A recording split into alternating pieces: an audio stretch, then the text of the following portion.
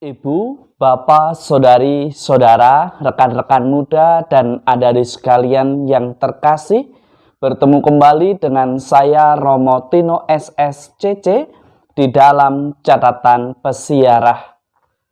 Sukacita di dalam perjalanan kehidupan untuk menjadi kebahagiaan tidaklah tergantung dari orang lain, tetapi tergantung dari diri Anda, saya, serta kita semua.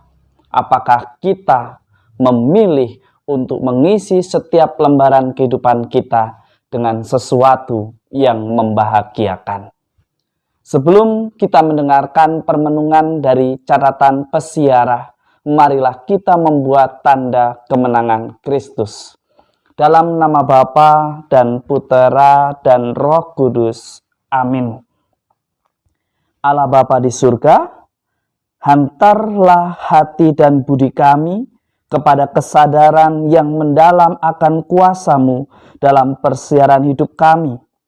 Semoga kami dapat mensyukuri dan memuliakan kasih setia-Mu dengan bimbingan Roh Kudus yang mampu membuka mata hati kami terhadap segala kehendak dan rencana-Mu bagi kami.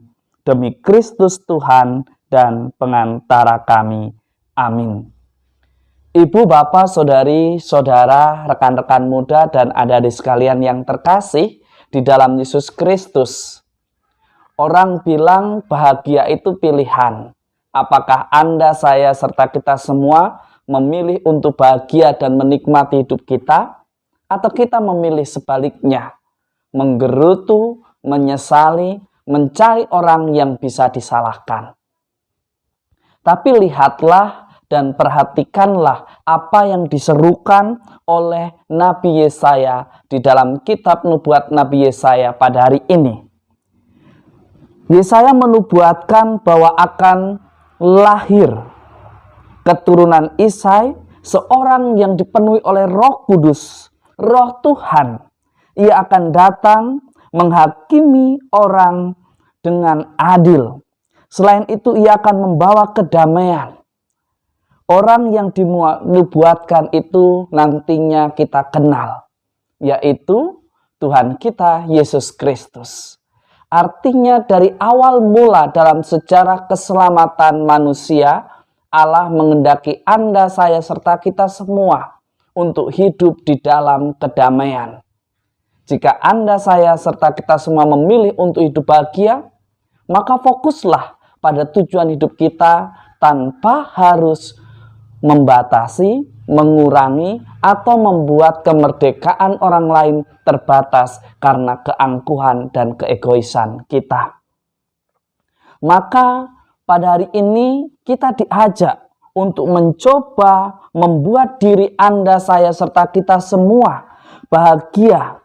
Dan hendaknya kita jangan menjadi pribadi yang mudah menyerah pada kelesuan ataupun kecemasan yang dilahirkan dalam wacana yang dihadirkan oleh petinggi negara kita, oleh orang-orang yang tidak senang melihat kita orang beriman bahagia, dengan mewacanakan tentang krisis, tentang masa depan yang suram ini dan itu.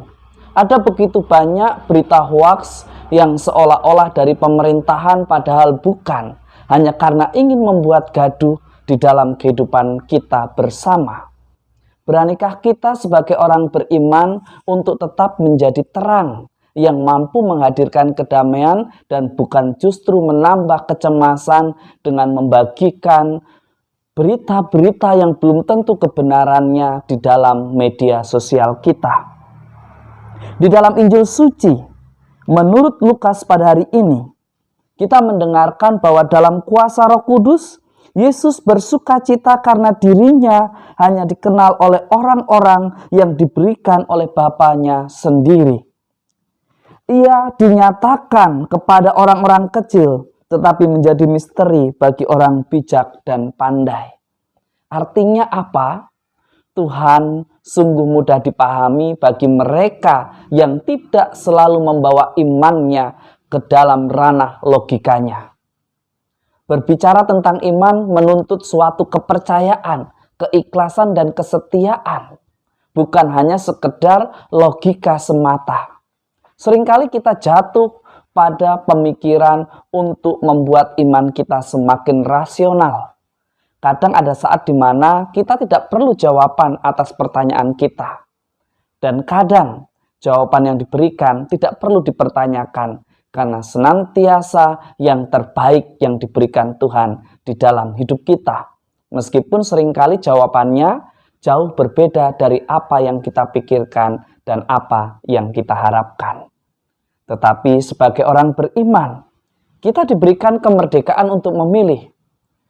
Menjadi bahagia sebagai orang beriman berarti kita setia pada prosesnya. Kita menjadi semakin mengenal Tuhan dan menjadi bijaksana. Bukan menghadirkan perpecahan tetapi kedamaian. Tetapi jika kita membiarkan kelesuan, kecemasan memimpin hidup kita, yang terjadi masa depan kita akan semakin suram dan hidup kita semakin jauh dari apa yang Ia kehendaki.